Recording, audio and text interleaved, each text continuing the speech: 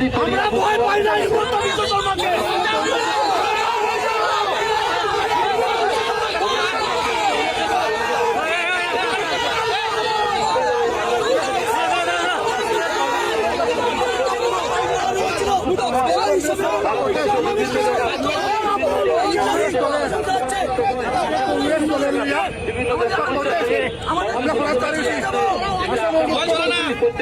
আসামের মুখ্যমন্ত্রী হিমন্ত বিশ্ব শর্মাকে আলোচনা করতেছেন, এটা গণতান্ত্রিক একটা প্রতিবাদ। আজকে গৌরবপুরে এত ভয় পাইছে পুলিশ, এই দেখো এবারে ঠেলাটা কামড়িয়া লাঠি বাড়ি বাস করলো। হিমন্ত বিশ্ব মুর্দাবাদ।